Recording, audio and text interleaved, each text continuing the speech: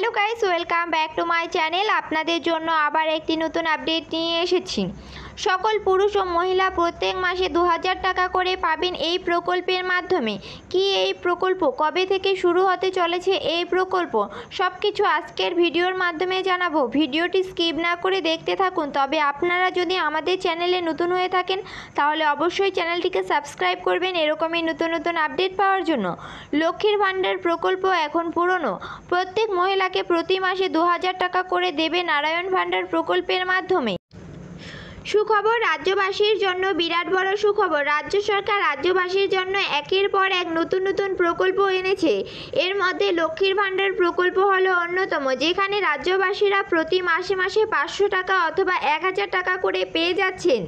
কিন্তু এবার আসতে চলেছে নারায়ণ ভাণ্ডার প্রকল্প, যেখানে প্রত্যেকে পেয়ে যাবেন প্রতি মাসে মাসে 2000 টাকা করে। নতুন এই প্রকল্পের নাম হলো নারায়ণ ভাণ্ডার প্রকল্প। পশ্চিমবঙ্গের যে কোনো জেলায় স্থায়ী বাসিন্দা হয়ে থাকলেই আবেদন করতে পারবেন। এই নারায়ণ ভাণ্ডার প্রকল্প সামনে আসা মাত্রই জনগণের মধ্যে হইচই পড়ে গিয়েছে। সকলেই এই প্রকল্পের সম্বন্ধে জানতে আগ্রহী। লক্ষ্মীর ভাণ্ডারের বিকল্প হিসেবে নাকি এই প্রকল্পের সূচনা। কিন্তু কবে নাগাদ শুরু হতে চলেছে এই প্রকল্প, কারা কারা আবেদন করতে পারবেন, এখানে আবেদন করলে আপনারা কি কি সুবিধা পেতে চলেছেন, সমস্ত বিস্তারিত আমরা আজকের এই প্রতিবেদনে জানাতে চলেছি। তাই আপনি যদি এই নারায়ণ ভাণ্ডার প্রকল্পের সুবিধা নিতে চান তাহলে ভালো করে প্রথম থেকে শেষ অবধি ভিডিওটি দেখতে থাকুন। বর্তমানে পশ্চিমবঙ্গের 25 বছরের ঊর্ধ্বে মহিলাদের মাসিক 500 টাকা বা 1000 টাকা করে লক্ষ্মীর ভাণ্ডার প্রকল্পে দেওয়া হয়ে থাকে। এই লক্ষ্মীর ভাণ্ডার প্রকল্পের প্রধান উদ্দেশ্য হল মহিলাদের স্বনির্ভর করে তোলা, বিশেষ করে যাতে মহিলারা অন্যের ওপর নির্ভরশীল হয়ে না থাকে এবং মহিলারা যাতে নিজেদের খরচ নিজেরাই চালাতে পারে, তার জন্যই এই প্রকল্প শুরু করেছে রাজ্য সরকার।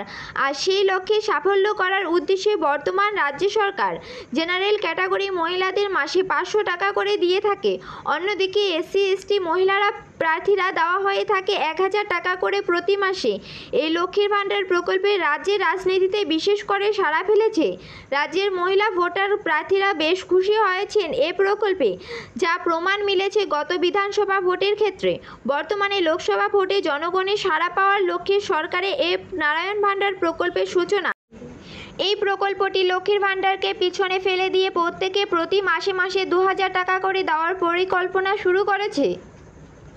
বর্তমানে প্রশ্ন হলো কি এই নারায়ণ ভাণ্ডার প্রকল্প, যেমনভাবে রাজ্যের মহিলাদের জন্য লক্ষ্মীর ভাণ্ডার প্রকল্প চালু রয়েছে, ঠিক তেমনভাবে রাজ্যের মহিলা এবং পুরুষ উভয়ের জন্যই মাসিক 2000 টাকা করে ভাতা দেওয়া হবে। তারই নাম হলো নারায়ণ ভাণ্ডার প্রকল্প।